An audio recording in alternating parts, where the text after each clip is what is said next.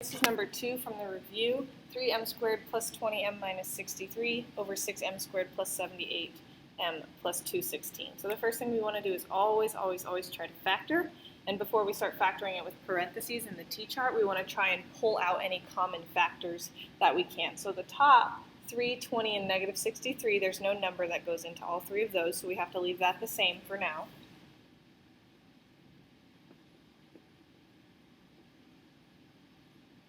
But we can pull 6 out of the bottom. Make sure to do that because it will make the rest of the problem much easier. Okay, and now we can do a t-chart on the top and a t-chart on the bottom. So I'm going to go ahead and do that.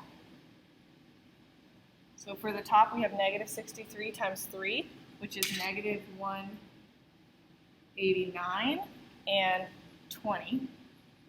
So two numbers that multiply to negative 189 and add up to positive 20. Feel free to pause the video and try that on your own. We can try 21 and 9, and that doesn't work. So let's try negative 7 and 27, and that's going to multiply to negative 189, and it's going to add up to positive 20. So you'll have to mess around on your calculator a little bit for that one. So then underneath it, remember this has a 3 in the front, so we actually can't just start putting parentheses. We actually have to do a lot of the factoring by hand. So we get 3m squared, and then we split that 20m into negative 7m and positive 27m minus 63. Okay, and then we group it. We can pull an m out here, but that's it. And then we can pull out a 9 over here. And that's good because that gets us m minus 7 on the, sorry, not m minus 7. That gets us 3m minus 7 on the inside of both. So that means we're on the right track. So this one becomes m plus 9, 3m minus 7. Okay, so that's going to be the top. And now I'm going to jump down to the bottom and do my t-chart while I'm over here. Okay, so the bottom t-chart is going to be just what's in the parentheses. 36 times 1 is 36, and then 13. So two numbers that multiply to 36 and add up to 13. We're going to get 9 and 4. Okay, so and then because this has a 1 in front, our answer is just going to be x plus 9, x plus 4. So make sure you understand when you can jump to that shortcut and when you have to do all this work. Okay, so we're going to rewrite our fraction. The top is rewritten right here.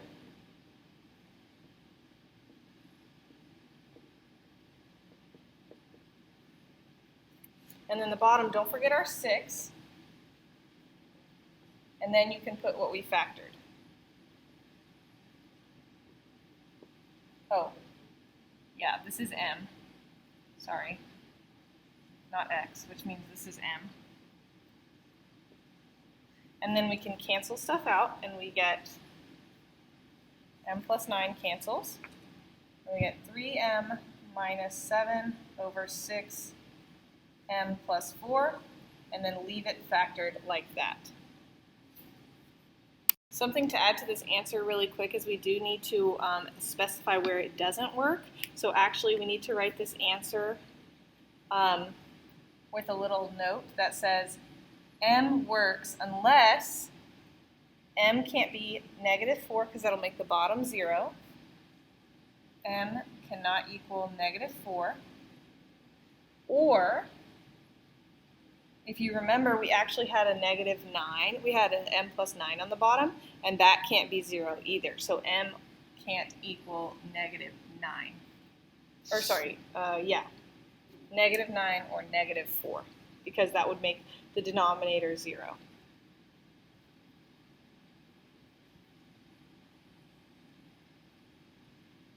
Okay, this is problem number 4 from the review. It's a big fraction divided by another big fraction. So the first thing I want to look at, I know that there's a lot of factoring we want to do, but the first thing we want to look at is this division sign. We need to change it to multiplication and flip the second fraction. We need to do that before we forget.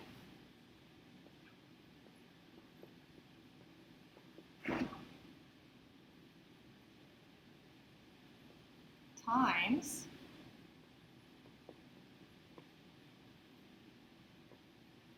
all right, now we can move on from there. Okay, we can start factoring things.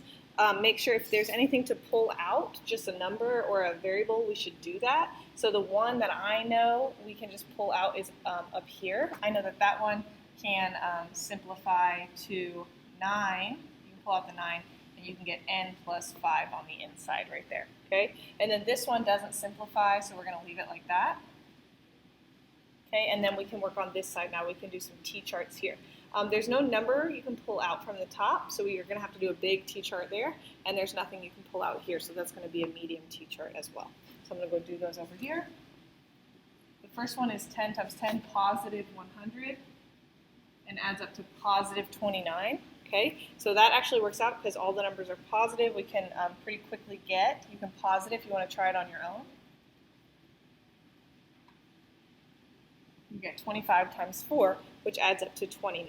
Okay, so then we can go ahead and show the work for that one underneath it. So we've got 10n squared plus 25n plus 4n plus 10. Okay, and start grouping that.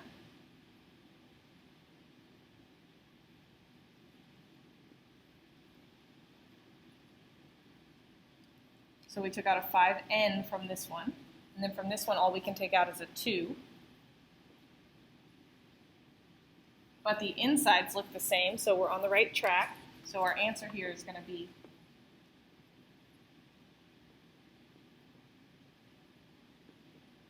(5n plus 2) and 2n plus 5. Okay, so that's the top one, and now we're going to do the bottom one.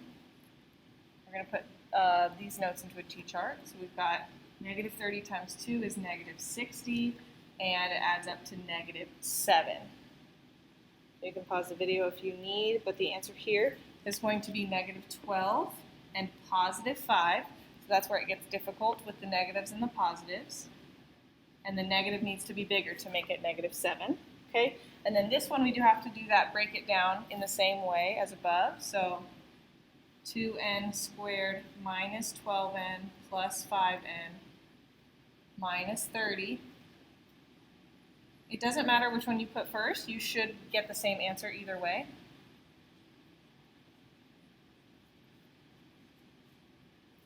Okay, when we get the same answer on the inside, we're on the right track. We get 2n plus 5 and n minus 6. Okay, so now I'm going to go put those over here. We got 5n plus 2 and 2n plus 5 on the top, and then on the bottom we get 2n plus 5 and n minus 6. Okay, and now we can start canceling stuff.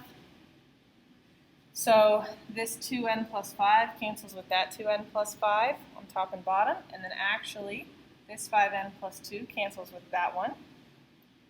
And what we get left is 9, you can leave it factored like this, over 9n plus 5 over n minus 6.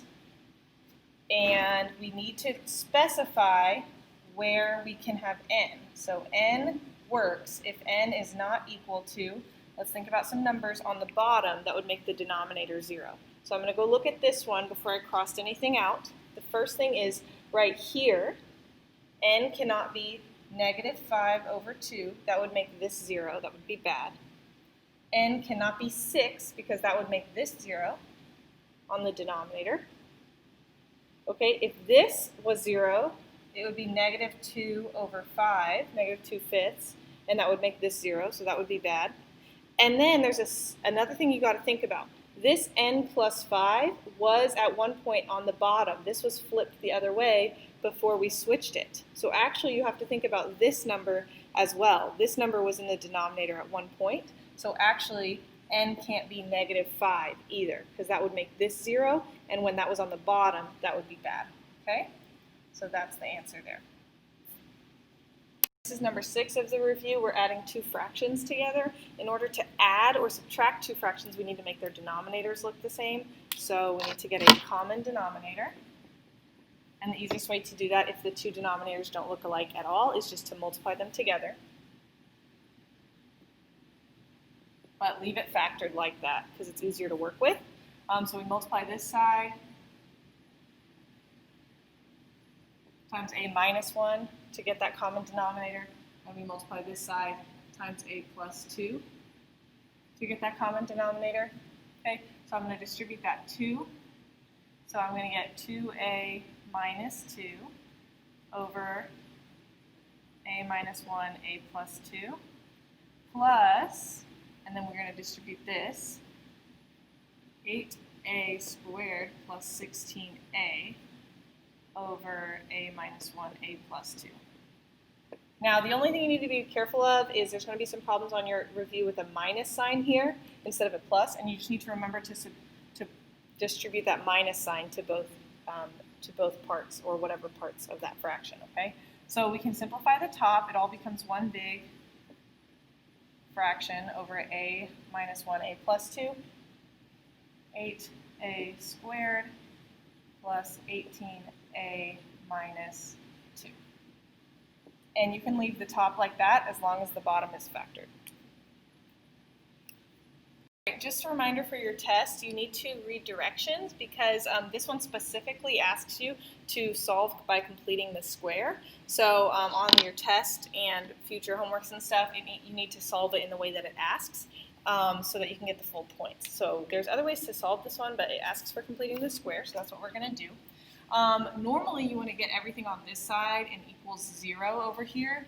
But for completing the square, if you go back and look at your notes, we actually want all the just plain numbers on this side, and all we want over here is a squared and a, okay? So I'm going to add 74. Get a squared plus 14a equals 68. All right, and then if there was a number in front of this a squared, you would need to divide that number out everywhere, okay? Because we want just a squared in the front. There can't be anything in front of a squared. Go look at your notes for examples like that. All right, okay, so I'm going to do some notes over here. B, I need b over 2. Okay, that's going to be 14 over 2, which is going to be 7, so my b over 2 is 7. And then my b over 2 squared is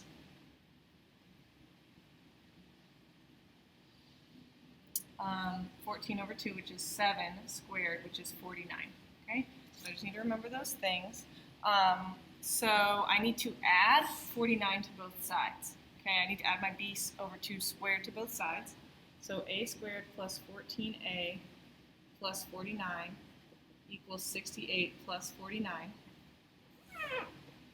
Okay, and then just now this side is set up in the completing the square form, which means you can now simplify it to x plus b over 2 squared. So that's going to be x, or not x in this case, a plus b over 2, which is just the 7, okay?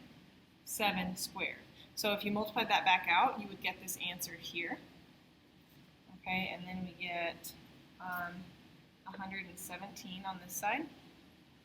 So now this is a simple quadratic, which means we can just take the square root of both sides. Okay, so that goes away.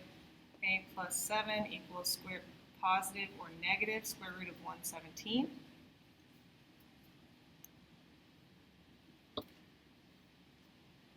We can break down this 17 into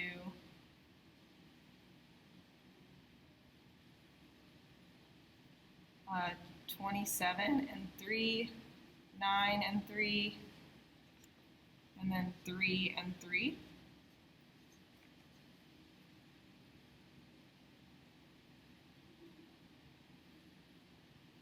Wait, that's wrong. We can break it down into 13 and something. Let's see what that's going to be. There we go. 13 and 9, 3 and 3. Okay, good. So that 13 doesn't break down anymore. This 3 is the end of that one. So this becomes a plus 7 equals positive or negative. You can pull out the 3. 3 square root of 13. So our final answer is a equals -7 plus or minus 3 square root of 13. Okay? You can write that as two separate answers, or you can leave it like that, and you need to be able to plug this into a calculator if it asks you, okay? If it asks you for a specific decimal point, you would need to be able to plug that into a calculator and get two answers. All right, two more problems for today, and then you can do the odds on your own. Number 10 is a complex number minus another complex number. Okay, just a reminder, you always need to put the real part first and the complex part second in your final answer. Okay, that's really important. So in order to do this minus correctly, we need to just distribute it. This one's pretty easy. -2 minus I, and then that becomes a +1, and that becomes a +3I. And then we can just combine what goes together. So this becomes a -1, and that becomes a +2I. Remember, you always put your real number first and your I value second. And that is the most simplified form of that question.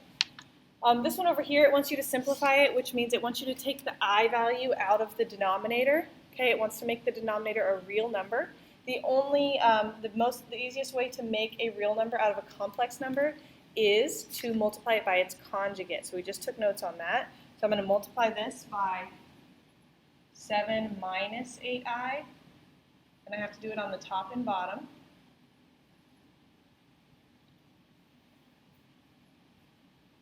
So on the top, you actually have to FOIL everything. Okay, so we're going to multiply that 8. That's going to be 56 minus 64I, and then minus 21I plus 24I squared. Okay, don't forget that I squared. That's going to mess up your answer if you don't.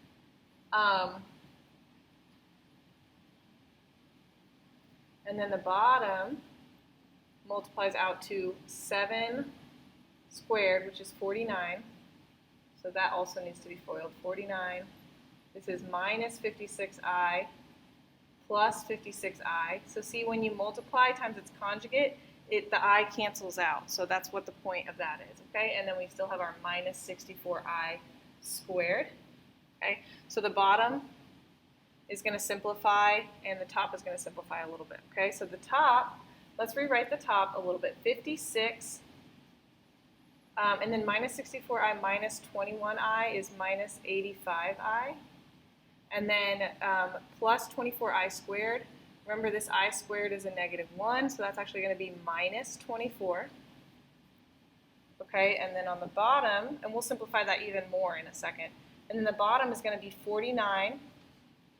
And then we've got minus 64I squared, and we need to remember that our I squared is -1. So actually, a -64 times -1 is going to be plus 64.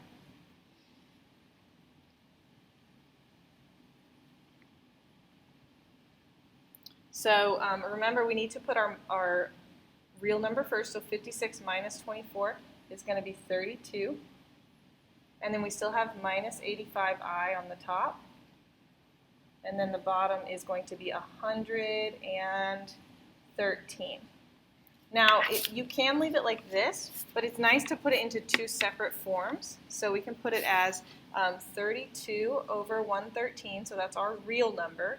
Okay, that's going to divide into a decimal, which is fine. That's a real number still. Minus 85I, 85 over 113I. Okay, so that is the final answer that you can put.